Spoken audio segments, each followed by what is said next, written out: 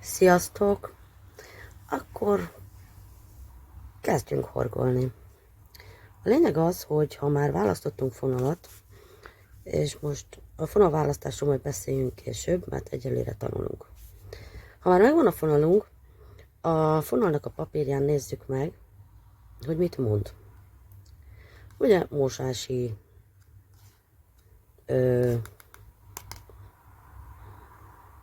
kezelési és mosási útmutató, aztán ez a Cataniának az egyik fajta fonala, ami 2-es vastagságú fonal. Itt megmondja, hogy milyen tűt használhatunk hozzá horgoláshoz, illetve kötéshez. Hát ez a horgoló tűjele. Mi ezt, vagyis hát én 3-as tűvel szoktam horgolni, de ez ugye attól is függ, hogy te mennyire horgolsz lazán, illetve szorosabban. Ha lazán horgolsz, akkor érdemesebb a kisebb tűt választani, ha szorosabban horgolsz, akkor inkább a nagyobb tűt válasszuk. De ez ugye az adott mintától függ. Nos, akkor keressük meg a fonal végét. Ez általában úgy beszokták ide tömködni a végébe. Igen, meg is van.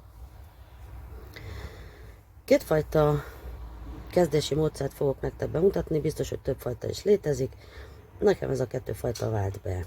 Illetve általában ezt a 2 fajta kezdési módszert kívánják meg a minták.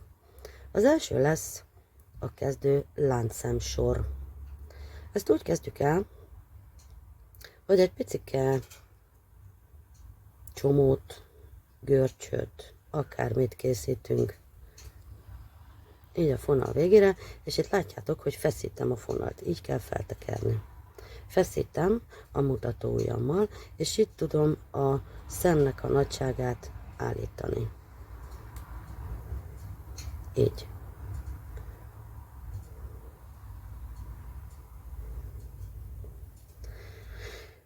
Hát most a kezdő láncszem sornál nagyon egyszerű, mert így beakasztom a hurokba a fonalat, és egyszerűen áthúzom ezen a kis hurkon. Újra beakasztom, áthúzom a hurkon. Ha picit nagyobb lett a hurkunk, egyszerűen húzzuk meg az ujjunkat, és a kellő nagyságra állítsuk be.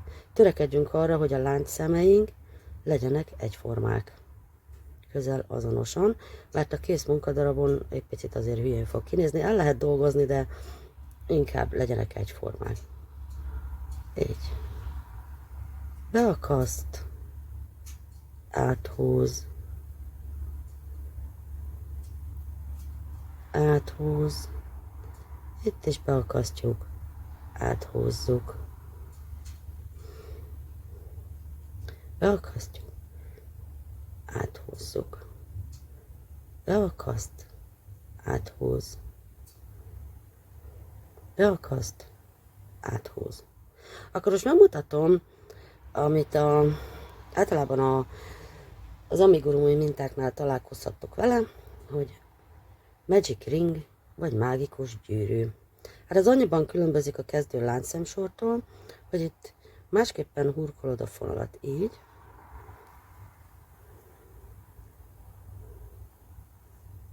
nem alatta, hanem fölötte, és itt képződik egy kis hurkunk.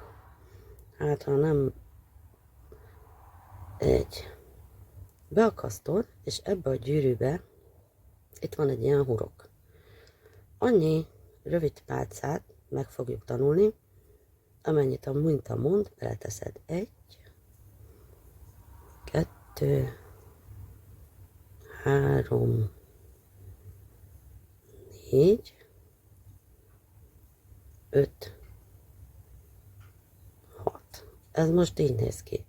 Fogod, és így összehúzod, és az első szembe, itt látod a hurkot, beledöföd a tűt, a vezérszálat meghúzod jó szorosra, hogy itt ne legyen a közepén luk. Meghúzod, itt az első szemen áthúzod a szemet, és ez már a következő sornak az első szeme lesz. De ne szaladjunk ennyire előre, ez majd az amigurumi alapja lesz. Köszönöm szépen, hogy megnézted videómat, folytatása következik.